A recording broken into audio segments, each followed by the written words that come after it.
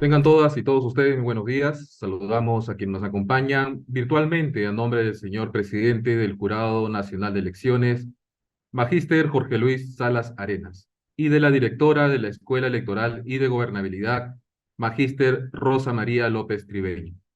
Asimismo, queremos saludar el día de hoy la presencia de la magistrada del Pleno del Jurado Nacional de Elecciones, señora Magíster Marta Elizabeth Maich Molina. El Jurado Nacional de Elecciones les da la más cordial bienvenida a la conferencia La desinformación en la era digital y su impacto en los procesos electorales, que organiza la Escuela Electoral y de Gobernabilidad con el objetivo de analizar el impacto del fenómeno de la desinformación en los procesos electorales en la era digital, considerando su influencia en la participación ciudadana, la percepción de la legitimidad de los resultados electorales, la configuración de la opinión pública, la polarización social y la estabilidad democrática. Nuestra sociedad se encuentra dentro de una era digital en la que el movimiento de información se volvió más veloz debido al desarrollo de las nuevas tecnologías digitales de la comunicación y de las tecnologías de la información y comunicación, en la que su capacidad de alcance y reproducción se ha multiplicado. Ello sumado a la rapidez con la que se consume o comparte información inexacta o falsa por las redes sociales, lo cual representa una seria amenaza para el sistema democrático al carecer de filtros efectivos que aseguren la veracidad de la información. El día de hoy, en la conferencia La desinformación en la era digital y su impacto en los procesos electorales, estará a cargo de Óscar Sánchez Muñoz, de quien a continuación daremos lectura a una reseña de su hoja de vida profesional. Don Óscar Sánchez Muñoz es profesor titular de Derecho Constitucional en la Universidad de Valladolid y vicedecano de Relaciones Internacionales e Institucionales de la Facultad de Derecho, doctor en Derecho por la Universidad de Valladolid.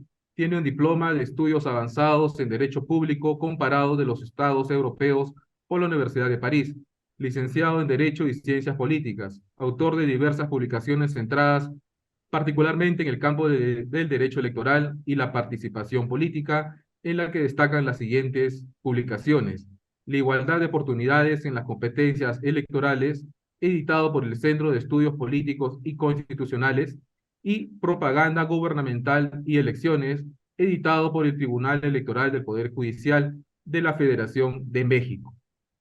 Antes de iniciar, invitamos a cada uno de las y los personas presentes a hacer sus consultas a través del chat a fin de que puedan ser atendidas por nuestro expositor. Sin más preámbulos, cedo el uso de la palabra a nuestro expositor. Buenos días, gracias por acompañarnos. Muy buenos días. Creo que está el micrófono abierto ya, sí. Muy buenos días a todos y a todas. Es para mí un gran honor, sinceramente, el participar en este acto en el Jurado Nacional de Elecciones. Ya es la segunda vez que participo en actividades organizadas por el Jurado Nacional de Elecciones y creo que es muy importante este tipo de actividades pues para mejorar la formación, mejorar la discusión sobre problemas de actualidad, como es el caso que nos ocupa hoy. Y bueno, espero estar también a la altura de las expectativas y que podamos tener en el día de hoy, en la mañana de hoy, tarde aquí en España, pues podamos tener una buena sesión y en la que todos podamos aprender muchas cosas. Voy a compartir una presentación para ir siguiendo la aquí está, vamos a ver,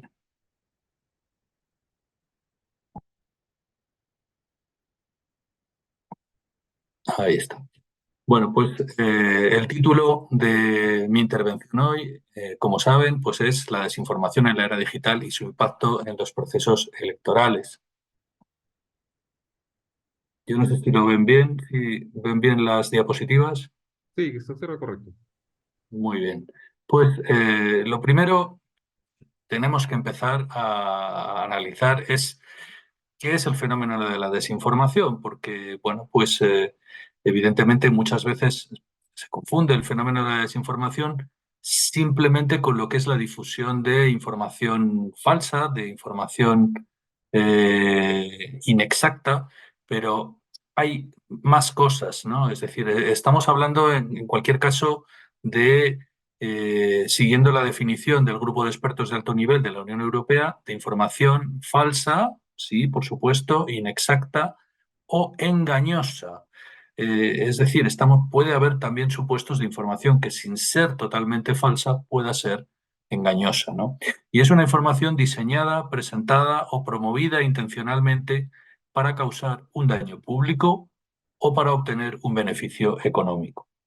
Yo en uno de mis últimos trabajos distinguía tres tipos de desinformación. Una desinformación que tiene una finalidad puramente económica, estos sitios pseudomedios de comunicación que difunden informaciones falsas o engañosas simplemente para conseguir pues, más visualizaciones, más clics y más ingresos por publicidad.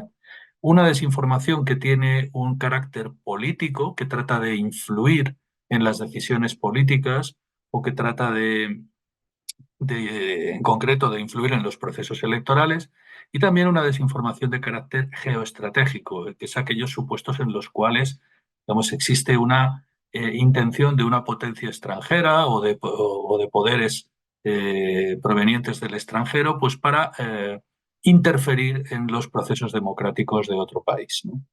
Esto se puede hacer pues, a través, como digo, de una distorsión de la desinformación, pero también otras formas de manipulación de la información que no necesariamente consisten en difundir informaciones falsas, como por ejemplo cuando se presentan las noticias con un sensacionalismo extremo, cuando se suplantan personas o fuentes de información, cuando se manipulan imágenes o sonidos, es el caso que todos conocemos de los deepfakes, el uso de datos o de declaraciones que son reales, pero que se presentan de forma descontextualizada y que por tanto también dan lugar a una manipulación.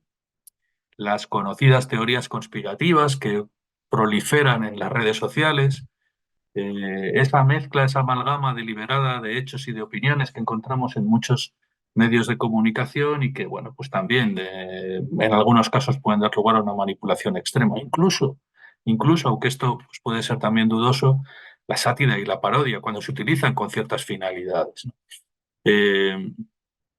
Todos estos casos bueno, pues es un lugar común, digamos, es un tópico decir que la desinformación es muy peligrosa para la democracia.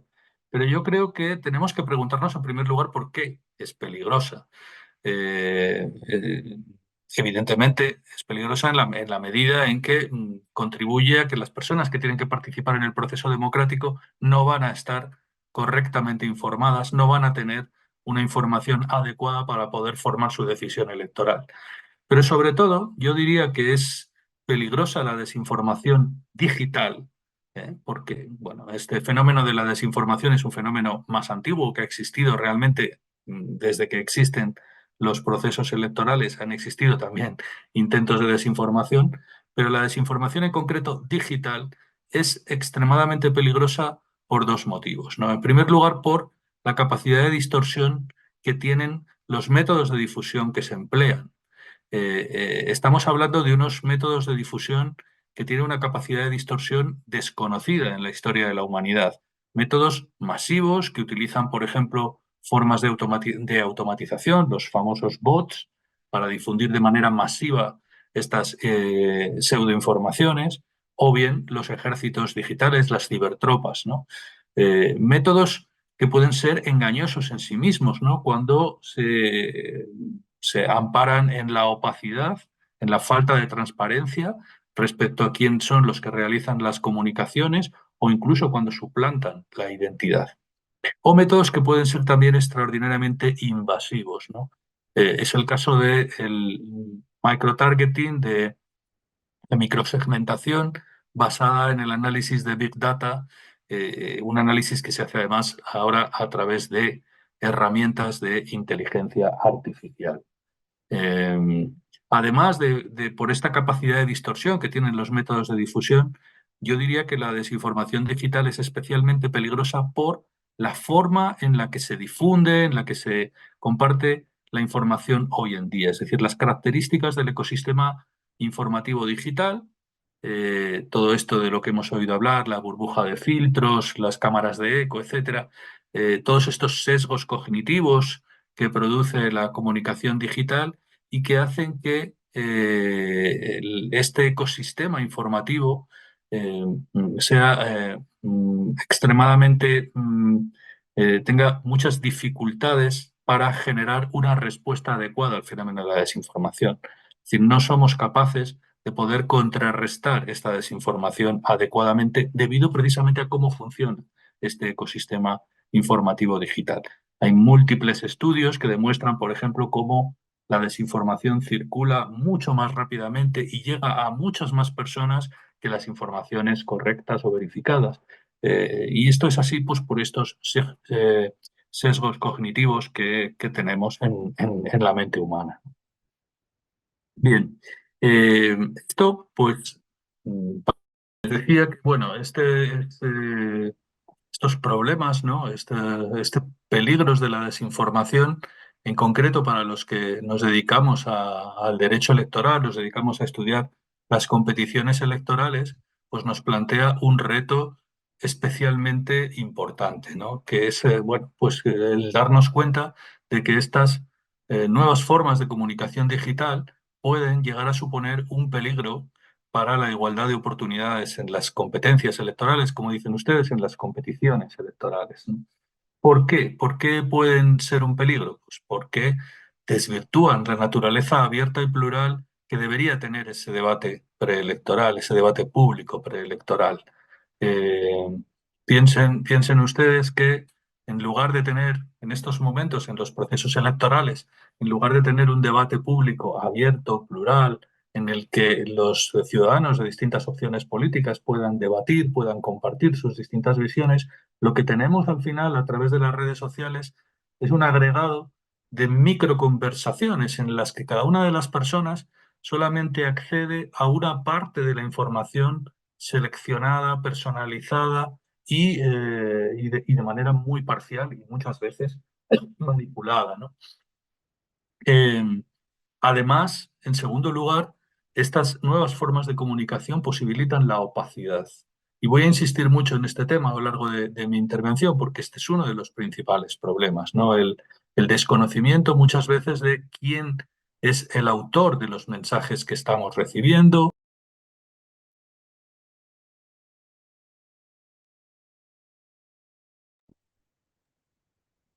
Ahora de repente se me había silenciado el... No sé si han oído ustedes la última parte de la frase porque el, ¿Podría repetir la última frase, doctor? sí, sí, es que estaba diciendo que, bueno, mi computadora está haciendo muchas cosas raras esta tarde, no sé por qué, pero ahora de repente se apaga el micrófono solo. Bueno, en fin, espero que no tenga ningún virus ni nada raro. Bueno, les decía que la opacidad es realmente uno de los problemas y que voy a insistir en ello a lo largo de toda esta intervención, porque realmente es uno de los principales problemas, el no saber quién son los autores de los mensajes que nos llegan, ¿no? Eh, También esto está conectado con la financiación, porque esa opacidad lo que permite precisamente es que también haya una opacidad respecto al cumplimiento de las normas sobre financiación de las campañas. ¿Quién paga, ¿no? Para que de repente eh, los ciudadanos reciban determinados tipos de contenidos, ¿no?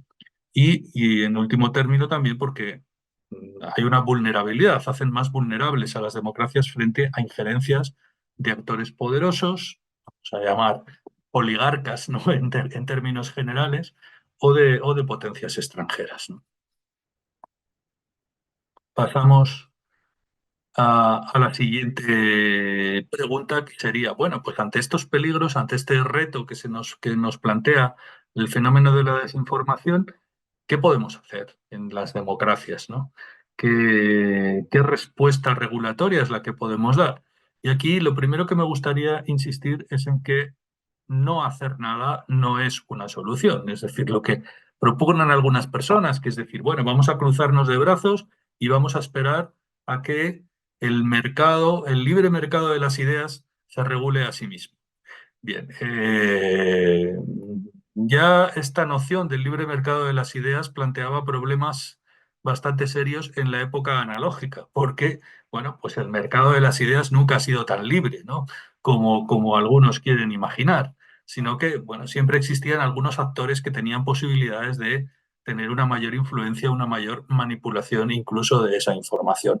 Pero si eso era así en la era analógica, en la era digital, tenemos que abandonar completamente toda la esperanza de que el libre mercado de las ideas se autorregule a sí mismo y que la verdad resplandezca, ¿no? ante el contraste de las diferentes ideas.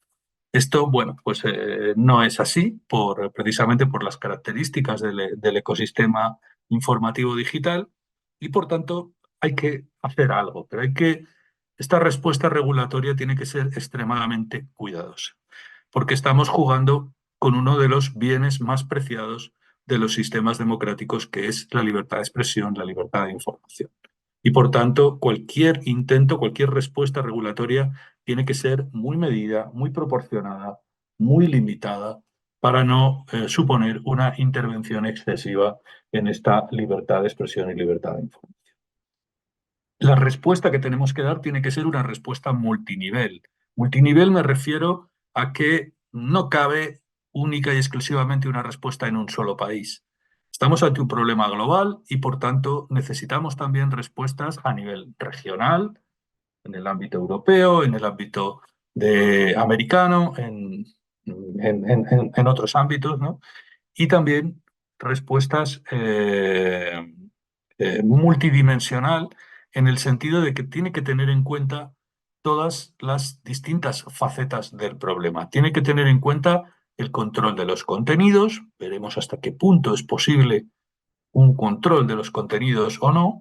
Tiene que tener en cuenta el control de las técnicas de difusión, que para mí es probablemente más factible que el propio control de los contenidos. Tiene que tener en cuenta la responsabilidad de los intermediarios de Internet, la responsabilidad de las compañías tecnológicas por los contenidos compartidos por terceros. Tiene que tener en cuenta la dimensión también de la protección de datos. En fin, tiene que tener en cuenta múltiples dimensiones, ¿no? Multidireccional en el sentido de que no solamente hay que proponer medidas eh, a través de normas vinculantes de arriba hacia abajo, sino que también tenemos que buscar otras soluciones por la vía de la autorregulación, que sería una vía más horizontal, o bien incluso por la vía de las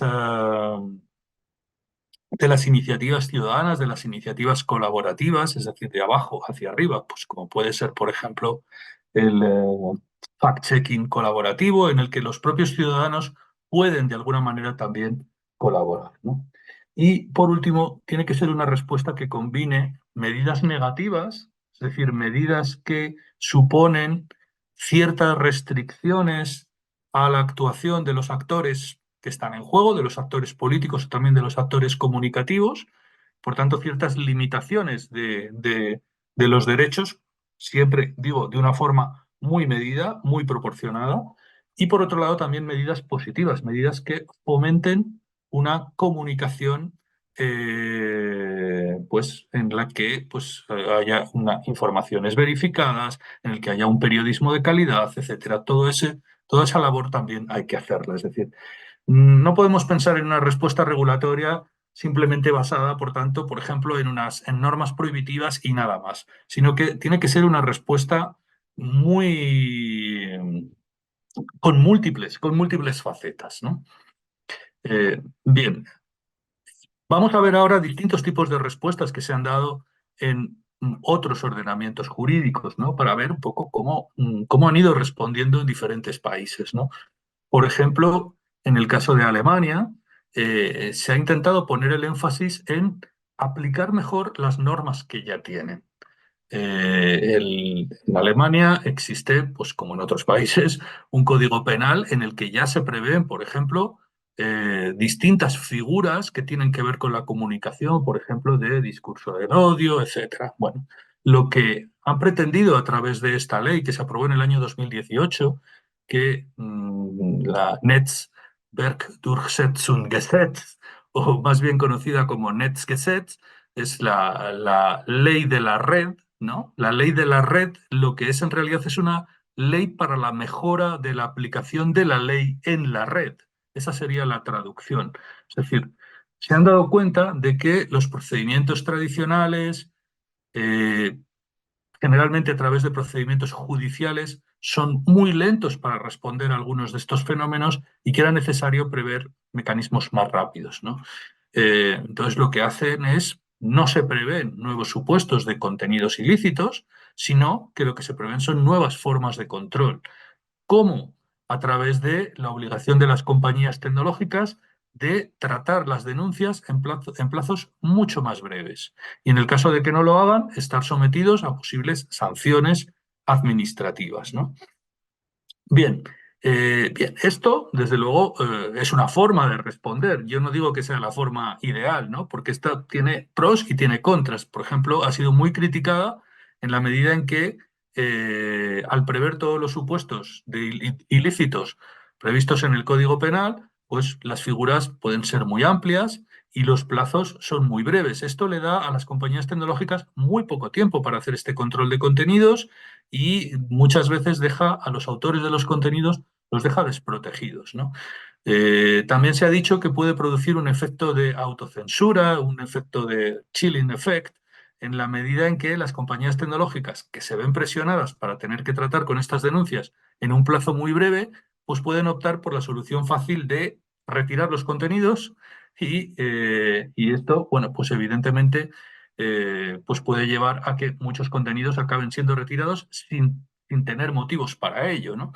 Y, y por último, también una de las críticas que se ha hecho es que al final los poderes públicos lo que están haciendo es dejar la censura, vamos a decirlo así, un poco en términos generales, en manos de compañías privadas, ¿no? Pero es una de las respuestas que se han dado, ¿no? Eh, en el caso de Francia, se ha dado otra respuesta distinta, una respuesta centrada más en los periodos electorales, y se ha hecho también a través de una ley del año 2018, que es la ley que se llama de lucha contra la manipulación de la información. Lo que se prevé en esta ley es una acción judicial, no como en el caso de Alemania, en el que lo que había era dejar la responsabilidad en manos de las compañías tecnológicas y luego una revisión a través de un procedimiento administrativo, ¿no? Aquí hay una acción judicial ultra rápida y el objeto de control es lo que se llaman, lo que se han denominado campañas de manipulación informativa. No es desinformación tal cual, sino que serían contenidos inexactos y engañosos que sean susceptibles de alterar la sinceridad de la elección y que se difundan de manera deliberada, artificial o automatizada y masiva. Esta definición a mí me parece muy importante porque combina tres elementos que son acumulativos, es decir, no basta con que se dé uno de los tres, tienen que darse los tres para que estemos ante una auténtica campaña de manipulación y, por tanto, digamos que esto no se aplicaría a un supuesto en el que simplemente se ha difundido, por ejemplo, una información falsa con carácter puntual, sino que tenemos que estar ante auténticas campañas de desinformación, ¿no? Eh, Además de eso, bueno, pues esta ley contiene otras muchas medidas. Contiene medidas también para los medios audiovisuales tradicionales, ciertos deberes de cooperación por parte de las compañías tecnológicas y ciertas medidas positivas también como fact-checking, ¿no? El principal problema que ha tenido esta legislación es la falta de efectividad. Es decir, en los procesos electorales que se han producido desde el año 2018, los casos en los que se ha podido aplicar esta ley han sido muy escasos, han sido muy poquitos y prácticamente no se ha llegado a aplicar mm, con carácter pleno, ¿no? Es decir, a desplegar todos sus efectos. Tampoco sabemos exactamente en qué manera esto ha podido, la presencia de la ley ha podido servir de prevención, ¿no? Para que no se produjeran este tipo de campañas. Otros países, por ejemplo, el caso de Canadá, han puesto el énfasis en la transparencia. Y es algo que en este caso yo sí que lo comparto. Creo que es una de las vías por las que hay que avanzar en cuanto a la regulación, ¿no? También es una ley del año 2018, la Ley de Modernización de las Elecciones, y lo que hace esta ley es obligar a las plataformas tecnológicas a tener un registro de todas las actividades publicitarias relacionadas con los procesos electorales. Es una ley que además define de manera muy amplia las actividades publicitarias. Son actividades contenidos publicitarios directos en los que hay un pago por la difusión, pero también contenidos patrocinados, contenidos promocionados, es decir, cualquier tipo de supuesto en el cual se difunden ciertos contenidos con una contraprestación económica, ¿no? Es amplia también en cuanto a que no solamente se refiere a una publicidad directa para pedir el voto, lo que sería el partisan advertising, sino también el issue advertising, que es aquellos supuestos en los que no se pide directamente el voto, pero sí se defienden determinados posicionamientos políticos que están directamente asociados con alguno de los competidores electorales, o por ejemplo, supuestos en los que se fomenta la abstención o el voto en blanco o se pide que no se vote a alguno de los competidores, ¿no? Eh, Incluye también no solo publicidad de los competidores electorales, de los candidatos o de los partidos, sino también de terceros. Y esto es muy importante porque, bueno, en el caso de la legislación canadiense hay una limitación de gastos de terceros que pueden participar en la campaña y también una restricción de los fondos procedentes del extranjero. Para mí es uno de los enfoques más interesantes. Yo creo que, desde luego, en cualquier respuesta regulatoria, uno de los elementos clave tiene que ser el garantizar al máximo la transparencia de la publicidad electoral. No es lo único que hay que hacer más cosas también, pero esto, desde luego, es muy importante. Eh, Tenemos el enfoque de la Unión Europea a continuación. En, En la Unión Europea ha hecho varias cosas, ¿no?, respecto al fenómeno de la desinformación. En primer lugar, ha promovido la autorregulación, ¿no?, a través del Código de Conducta sobre la Desinformación. Es decir, lo que ha hecho es intentar que las compañías tecnológicas se conviertan en aliadas en esta lucha contra la desinformación. Es verdad que las compañías tecnológicas han sido vistas muchas veces como los malos de la película, como los culpables de todo lo que está sucediendo. Y bueno, tenemos que intentar que también no solamente sean parte del problema, sino que también sean parte de la solución. Yo sé que esto es difícil y que las compañías tecnológicas muchas veces se resisten a colaborar, pero bueno, pues tenemos que, desde luego, intentarlo. Y la Unión Europea, desde luego, lo ha intentado a través de este código de conducta, cuyas principales finalidades eran reducir los incentivos económicos a la desinformación, es decir, el hacer que la monetización de estos contenidos desinformativos fuera menor, eh, ofrecer más transparencia, es decir, que las personas fueran conscientes de por qué visualizan determinados contenidos y adaptar también los algoritmos de visualización y los algoritmos de recomendación para que se visualicen o se recomienden más aquellos contenidos que cumplan con ciertos estándares de fiabilidad, es decir, sean informaciones verificadas, informaciones procedentes de fuentes fiables, ¿no?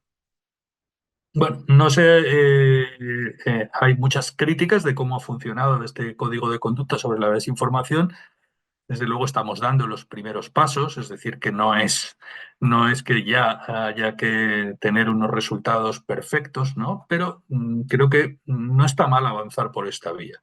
No es lo único que hay que hacer, pero no está mal también avanzar por esta.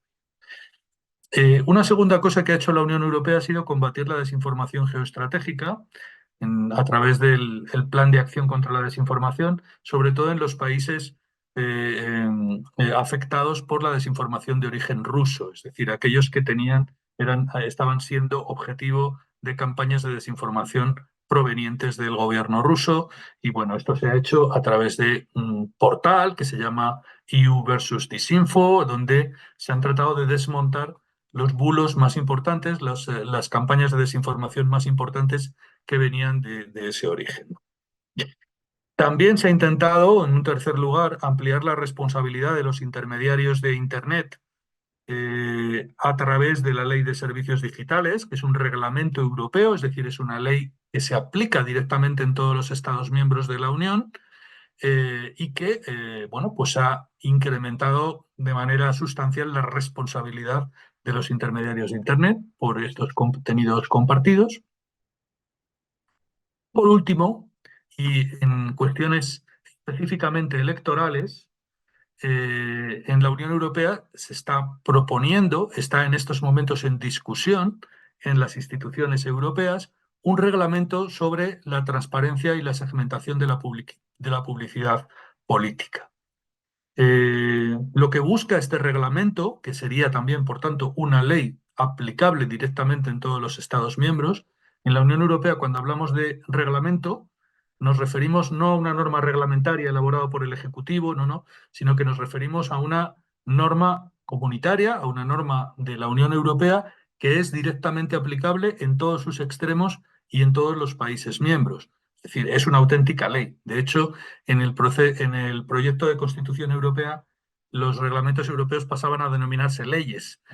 Pero, bueno, en la terminología específica de la Unión Europea, bueno, en estos momentos se siguen llamando reglamentos, ¿no? Pero quiero que sean ustedes conscientes de que estamos ante una auténtica ley. Es decir, cuando esto se apruebe, va a ser una ley directamente aplicable en todos los Estados miembros. Y esta ley lo que va a pretender es armonizar la regulación sobre la transparencia de la publicidad electoral y además también establecer ciertas limitaciones sobre las técnicas de segmentación y amplificación. Daos cuenta que hablábamos al principio, ¿no? Dense cuenta que hablábamos al principio de que uno de los principales peligros de la desinformación era precisamente eh, por las técnicas que se utilizaban para la difusión de estos contenidos, que eran técnicas o bien masivas a través de mecanismos de amplificación, como pueden ser los ejércitos de bots, las cibertropas, o también técnicas particularmente invasivas a través de la microsegmentación de mensajes dirigidos, personalizados hacia las personas a través del análisis de Big Data. Bueno, pues estas técnicas de segmentación y de amplificación, en muchos casos, cuando se apruebe esta ley europea, van a estar prohibidos. Hay una discusión ahora mismo entre el Parlamento Europeo, la Comisión, algunos Estados miembros, sobre cuál va a ser el alcance de esa prohibición. Pero lo que está claro es que va a haber una prohibición. Al menos, como mínimo, va a haber una prohibición de la microsegmentación en aquellos casos en los que se utilicen datos sensibles de datos de los que están calificados como datos sensibles por el Reglamento Europeo de Protección de Datos.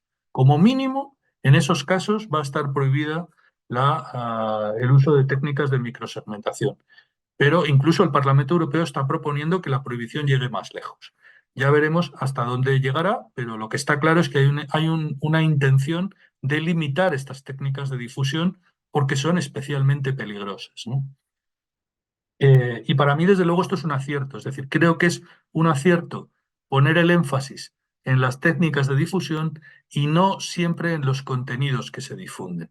Porque la limitación de los contenidos nos puede llevar muchas veces a la censura, nos puede llevar a limitaciones excesivas de la libertad de expresión y, en cambio, cuando estamos hablando de ciertas técnicas, lo que estamos diciendo simplemente es que hay armas que son tan peligrosas que no podemos permitir que se usen en las campañas electorales. Y esto no es la primera vez que se hace. Esto ya se ha hecho, por ejemplo, en muchos países en relación con la publicidad política en la televisión. Se ha considerado que la publicidad política en la televisión era tan peligrosa, tenía una capacidad de influencia tan grande que debía de ser limitada, debía de ser restringida y en muchos países incluso prohibida. Es decir, en muchos países que prohíben la publicidad electoral de pago en la televisión y que lo que hacen es simplemente repartir unos espacios gratuitos entre los competidores electorales en función de criterios equitativos, ¿no? Es decir, si se ha podido hacer esto con la publicidad a través de la televisión, pues yo creo que existen también fundamentos jurídicos suficientes para poder limitar ciertas técnicas que se entiende que son excesivamente peligrosas en las campañas electorales. Eh, Bien, bueno, hay algunos problemas en esta regulación que está en discusión. Por ejemplo, pues cómo definimos la publicidad política, qué es lo que consideramos publicidad política y qué no, porque en principio es un reglamento que no se va a aplicar solo a los periodos electorales. Un reglamento que tiene vocación de aplicarse con carácter permanente, es decir, en todos los momentos, ¿no? Y luego, pues bueno, evidentemente estamos dando a las plataformas, a las compañías tecnológicas, estamos dando responsabilidad sobre decisiones muy delicadas que pueden afectar a la libertad de expresión y esto siempre es algo muy, muy delicado. Pero lo que está claro es que este reglamento se acabará aprobando y que va a tener una importancia muy grande. Voy terminando ya, viendo un poco distintas respuestas regulatorias. Me gustaría hacer referencia también a la labor de la Comisión de Venecia, en el sentido de que, bueno, yo soy miembro de la Comisión de Venecia y entonces pues conozco bien lo que se ha hecho. Hay un informe excelente que yo les recomiendo sobre tecnologías digitales y elecciones que salió en el año 19 y en el año 2020 se aprobaron unos principios que son muy genéricos, pero bueno, estamos hablando en el caso de la Comisión de Venecia de creación de estándares internacionales, es decir, de normas que no son hard law, que no son tratados que van a ser vinculantes, sino son soft law, son simplemente recomendaciones que lo que buscan es armonizar, bueno, la visión que pueden tener distintos países sobre este problema. Y entonces estos principios para un uso de las tecnologías digitales en los procesos electorales de manera respetuosa con los derechos fundamentales, que es un documento del año 2020, es muy, muy, muy interesante. No me puedo detener a leer todos los puntos, los tienen ustedes aquí, ¿no? Los pueden ver, ¿no? Libertad de expresión, por supuesto, como no. Competencia de los organismos de gestión electoral para exigir, en algunos casos, retirada de contenidos, carácter abierto de Internet y neutralidad en la red. Bueno, como digo, no quiero emplear más tiempo en leerlos porque, bueno, se me acaba el tiempo. Sí que quiero terminar ya con destacando, ya como conclusión, cuáles son los aspectos que deben ser regulados en relación con los procesos electorales. Yo creo que en estos momentos todos los países estamos ante una época nueva, eh, ante una nueva forma de hacer campaña electoral que tiene, evidentemente, tiene cosas que se mantienen respecto a épocas anteriores, pero tiene también muchas novedades respecto a lo que son las campañas electorales digitales. Es una realidad completamente nueva que cambia el concepto de campaña electoral. Cambia el concepto de campaña electoral en relación con los actores, con quiénes son los que participan en la campaña. Vemos que a través de la comunicación digital cada vez hay más actores distintos que pueden participar. Son terceros que no son directamente los competidores electorales, pero que tienen mucha importancia a la hora de difundir contenidos. Esos terceros pueden estar además ubicados en cualquier lugar del mundo. Por tanto, yo creo que es necesario que las legislaciones tengan en cuenta esto y regulen de alguna manera la participación de los terceros en las campañas. También las campañas están cambiando en cuanto a los tipos de mensajes que se utilizan. Eh, Todos lo sabemos, cada vez tienen menos importancia las campañas en los medios de comunicación tradicionales, los anuncios tradicionales, los carteles, este tipo de... Y cada vez tienen una mayor importancia los mensajes en las redes sociales. Entonces aquí hay que tener, yo en mi opinión, y ya digo que esto, bueno, podemos luego discutirlo, creo que sobre todo tenemos que tener, poner el énfasis en dos cosas. Uno, en la transparencia de todo aquello que pueda ser considerado como publicidad electoral, venga de donde venga, da igual quién sea el autor, todo aquello que pueda ser considerado como publicidad electoral debe de cumplir con unos estándares de transparencia. Tenemos que saber quién lo emite, quién difunde esos contenidos, quién los paga, ¿eh? ¿Por qué yo, como usuario de una red social, estoy recibiendo esos contenidos? ¿Por qué los recibo yo y no los recibe, por ejemplo, mi vecino de al lado? Es decir, esa transparencia tiene que ser máxima y yo creo que, esto ya es una opinión incluso más controvertida, pero yo creo que hay ciertas técnicas de difusión que tienen que estar muy limitadas o incluso prohibidas. Y yo me refiero en concreto a la microsegmentación basada en el análisis de Big Data, que utiliza instrumentos de inteligencia artificial. Creo que ese tipo de armas no deberían utilizarse en las campañas electorales porque, bueno, pues directamente generan muchísimos problemas y sobre todo rompen completamente con la igualdad de oportunidades entre los competidores electorales. También hay que reconsiderar el marco temporal de las campañas. La comunicación digital en estos momentos hace saltar por los aires el concepto tradicional de campaña. Por tanto, hay que reconsiderarlo. Y por último, como uno de los ingredientes, pero no el único, se puede pensar en algunos casos en nuevas infracciones electorales, en nuevos supuestos de infracción electoral o incluso de delito electoral en los casos más graves. Pero ya repito, esto como un elemento más, no el elemento más importante y solamente para los supuestos más graves. Por tanto, yo creo que no es un enfoque adecuado cuando se hace una reforma de una legislación en la que directamente se va a ampliar el campo de las infracciones electorales, a ampliar el campo de los delitos electorales y no se tienen en cuenta todos los demás elementos, ¿no? Los actores, los mensajes, etcétera. Y bueno, nada más. Quedo a su disposición para debate, preguntas, etcétera. Veo que en el chat ya bastantes preguntas. Bueno, voy a dejar de compartir ya la presentación y voy a entrar a ver las preguntas de... Agradecemos a don Óscar Sánchez Muñoz por su excelente disertación desarrollada. A continuación, daremos pase a las preguntas que hemos recibido a través del chat. La primera pregunta es la siguiente. Considerando la realidad de América Latina, ¿cómo podemos regular la desinformación sin afectar la libertad de expresión? Bueno, claro, esa es la gran pregunta. Esa es la gran pregunta. Yo creo que hay, en mi disertación precisamente he dado dos claves que pueden ser interesantes. La primera es que antes de lanzarnos a prohibir contenidos, a limitar la difusión de ciertos tipos de contenidos, antes de hacer eso, tenemos que intentar mejorar la transparencia de todas las comunicaciones electorales y, en segundo lugar, como digo, quizás a lo mejor entrar a regular primero las técnicas de difusión antes de entrar a regular los contenidos. Es decir, puede ser más interesante, por ejemplo, pues que se prohíban ciertas formas de microsegmentación. Yo no digo que se prohíba del todo la microsegmentación, pero sí, por ejemplo, como propone el reglamento europeo que está ahora mismo en discusión, la microsegmentación, perdón, basada en el análisis de datos que sean datos considerados sensibles. Y uno de ellos, por ejemplo, es la ideología de las personas. Es decir, lo que se está proponiendo ahora mismo en la Unión Europea es que no se pueda enviar mensajes personalizados basados en un análisis de los datos de las personas, datos obtenidos a través de su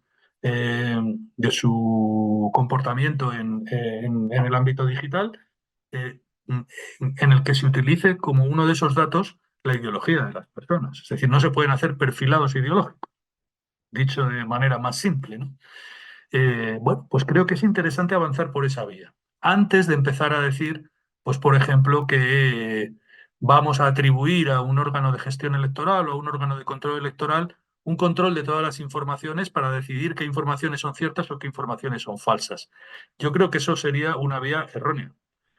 Eso es convertir a los poderes públicos en los jueces de la verdad, en los poderes públicos los que tengan que decir qué es verdad y qué no es verdad.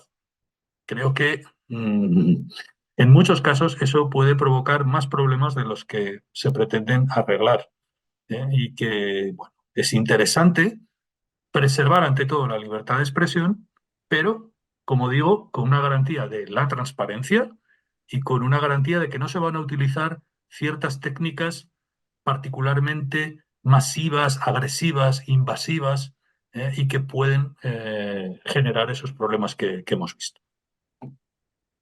Muchas gracias por la respuesta. La siguiente pregunta.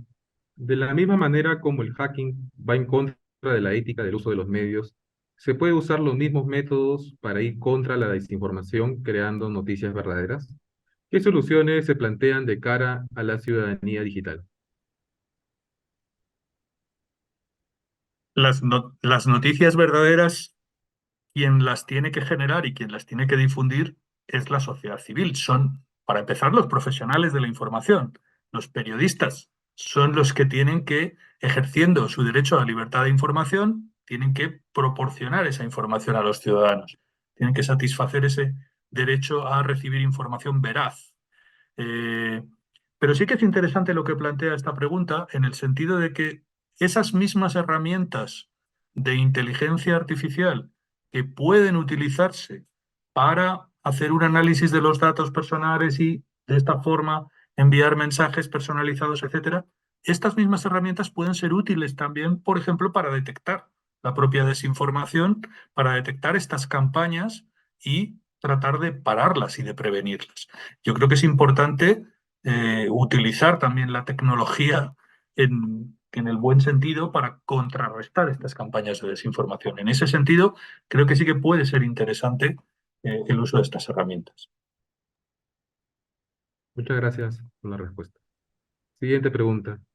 La restricción de la microsegmentación va a requerir mayor esfuerzo ciudadano para la búsqueda de información electoral.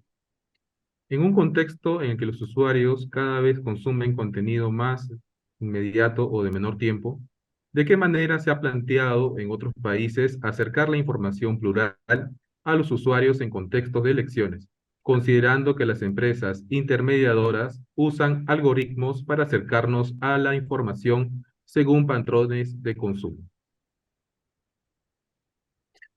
Bueno, yo creo que lo que tenemos es que combinar, como decía, algunas medidas que pueden suponer cierta limitación de la actuación de los distintos actores en juego, como pueden ser las compañías tecnológicas, y puede haber medidas que impidan o que de alguna manera controlen el uso de estos algoritmos, ¿m? Y al mismo tiempo otras medidas positivas para fomentar una información de calidad. ¿Cómo pueden ser esas medidas positivas para fomentar una información de calidad? Pues bueno, por ejemplo, favoreciendo a las empresas de comunicación que son serias, que son fiables, que verifican las informaciones, etcétera. Y bueno, pues de alguna manera intentando, bueno, pues que las informaciones provenientes de estas fuentes fiables tengan una mayor presencia en esos algoritmos de visualización o de recomendación. Y esto se puede hacer a través de la colaboración con las propias compañías tecnológicas. Es decir, usted, bueno, en el algoritmo de visualización, dé prioridad a aquellas informaciones que provienen de fuentes fiables, de fuentes que sabemos que son fuentes fiables porque son empresas de comunicación establecidas, en las que trabajan periodistas, etcétera, que cumplen una serie de estándares de calidad y que no son informaciones provenientes de sitios web totalmente desconocidos y que son pseudomedios de comunicación que lo que están haciendo es difundiendo bulos, ¿no? O informaciones falsas. Entonces, yo creo que por ahí sí que puede avanzarse algo, ¿no? Lo cual no quiere decir que no existan riesgos también, ¿eh? Es decir, de favorecer a ciertas informaciones respecto a otras, creo que habría que ser muy cuidadosos que eso no se convierta en una forma de discriminación, sino que simplemente diferencia entre lo que son auténticos medios de comunicación en los que hay un trabajo periodístico, con independencia de que puedan tener opciones ideológicas diversas, y por otro lado, lo que no son auténticos medios de comunicación, también con independencia de que tengan opciones ideológicas diversas. Muchas gracias. Siguiente pregunta. ¿Quién debería plantear un proyecto de regulación? ¿Los organismos electorales, el Congreso o los partidos políticos? Bueno, esto en cada país probablemente la respuesta pudiera ser distinta, ¿no? Pero puede haber países en los que el proyecto lo plantee el Ejecutivo o puede haber otros en los que pueda venir de los propios partidos políticos.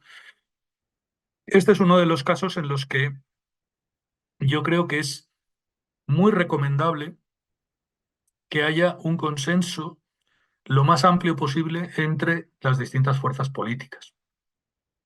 Y todo lo que esto digamos que es un principio básico sobre el cual la Comisión de Venecia, por ejemplo, insiste mucho, ¿no? En sus informes, ¿no? Y es que las reformas electorales son reformas que afectan a las reglas del juego, afectan a cómo se desarrolla el proceso democrático. Y en ese sentido, lo deseable No es que sea un requisito imprescindible, pero lo deseable es que estas reformas se hagan con un amplio consenso, con una participación lo más amplia posible de todos los actores, con un debate prolongado, profundo, que implique también a organizaciones de la sociedad civil, es decir, que no sea una regulación mm, partidista, ¿no? Sobre todo evitar que no, con el pretexto de tratar de combatir la desinformación, de tratar de, pues esto no se convierta en un medio para que se quiera introducir una regulación partidista con el fin de favorecer a alguna de las partes. De ahí que yo creo que da igual quién lo plantee, pero sí que es importante que exista un debate amplio y inclusivo y que se intente buscar el mayor consenso posible.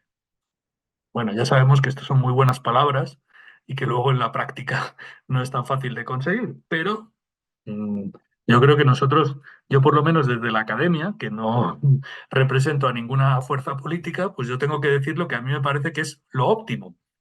Luego ya sabemos que existen condicionantes políticos que hacen que esto muchas veces no sea posible, pero bueno, eh, aquí estamos para decir qué es, cómo debería ser lo óptimo, ¿no? Y lo óptimo debería ser que cualquier reforma que afecte a las reglas del juego se haga con un consenso lo más amplio posible. Muchas gracias por la respuesta. De parte de la Escuela Electoral y de Gobernabilidad del Jurado Nacional de Elecciones, agradecemos la participación de don Óscar Sánchez Muñoz, así como la participación de todas y todos que nos acompañan con su presencia el día de hoy. Asimismo, queremos invitar a seguir participando de nuestras próximas actividades y conferencias que estarán difundiendo a través de nuestras redes sociales y página web. Nuevamente, muchas gracias, doctor Óscar Sánchez Muñoz, y que tengan todos y todas muy buenas tardes. Muchas gracias, ha sido un placer y un honor poder estar con todos ustedes. Muchas gracias por la invitación.